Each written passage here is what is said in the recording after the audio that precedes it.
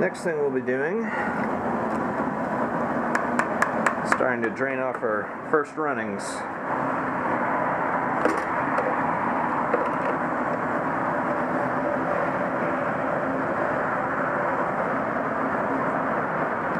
So the first thing you have to do is called Vorloff. So what I'm going to do is I'm going to drain off some of the wort. And you can see it's kind of cloudy because it's got bits of grain in there. I'm going to drain that out. Once it starts getting clearer,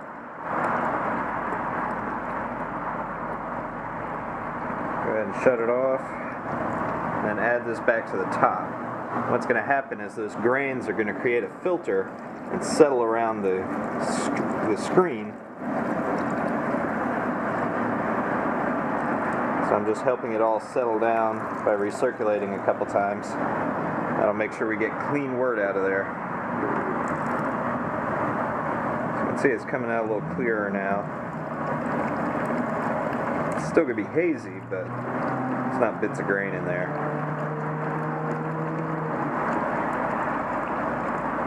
Alright, that should be good.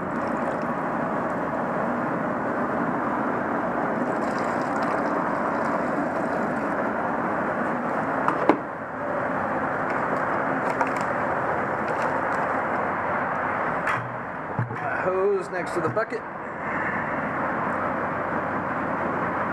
and drain it off.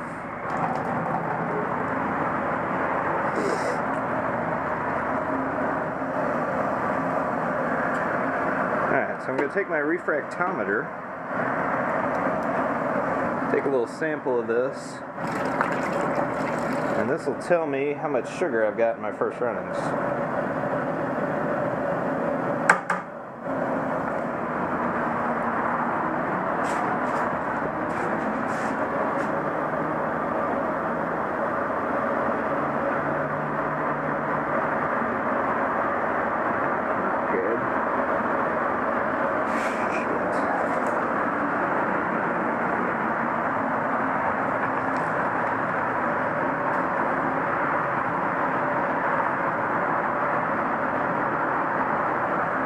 So we've got about 16 bricks. B-R-I-X. And I'll do a little calculation.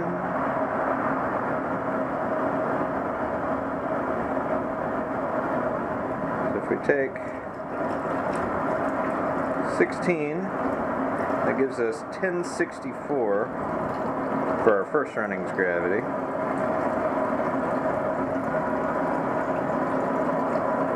Bit low, but I think we'll be alright. Get all that good stuff out of there.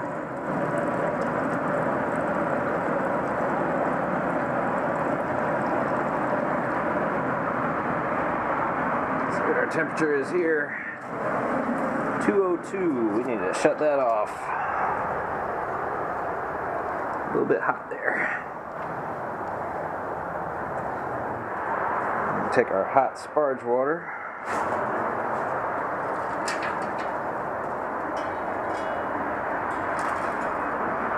throw it into the mash tun.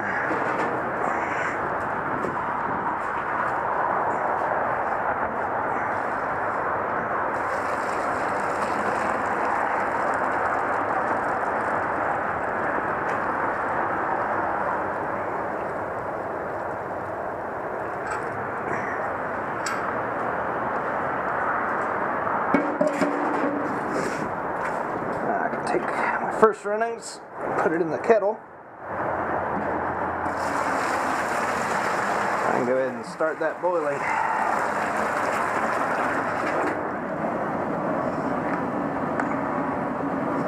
Then you want to stir this like crazy. So this step rinses all the sugar off of the grain. Make sure you get every last bit of that sweetness. Alright, and we're back. Next step, I've stirred up the sparge water in with the mash, and then we're going to Vorloff again. Get that grain bed to settle down.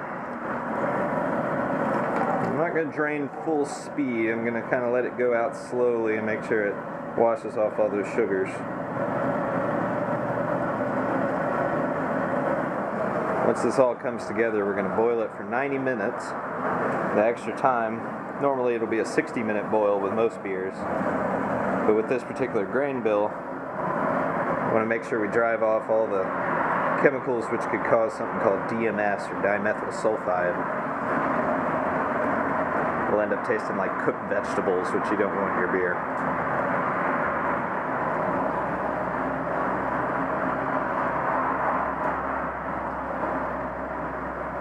And that's the end of our second runnings.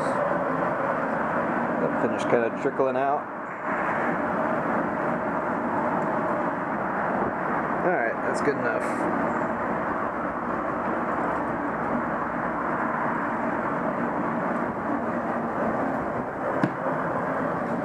Now we'll take this and add it to the rest, which we've just started boiling.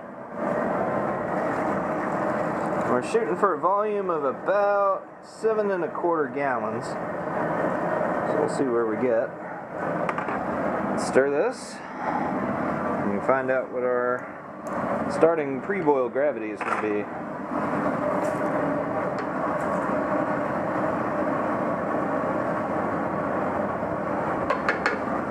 That's a bit foamy.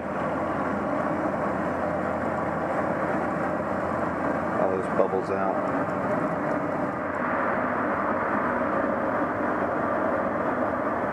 Right at 10 bricks.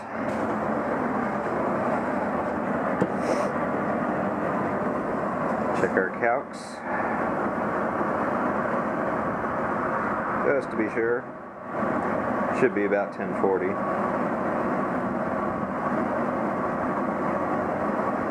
1039. Our target was 1039, so we're perfect. Gives us a 70% mash efficiency, right on target.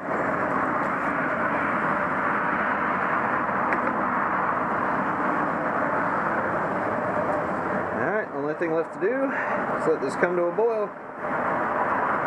Make sure we don't boil over.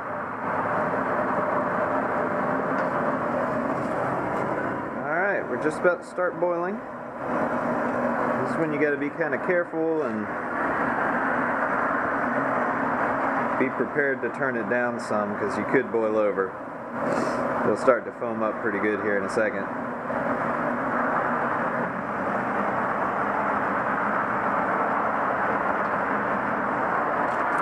There's that foam.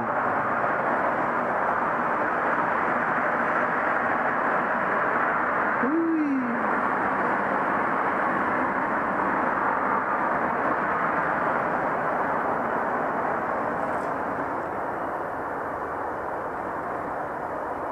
All this foam on top is called the hot break.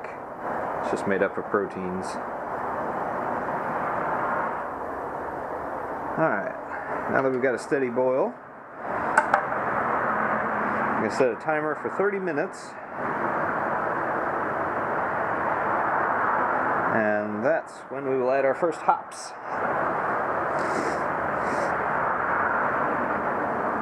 Be back in half an hour. Alright, just about time to add our hops. 15 seconds. This is a German noble hop called Hallertau. It's in pellet form. It would have been kind of a pine cone shaped flour. They just grind it up and convert it into pellets to make it easier to use. Alrighty, dump it in.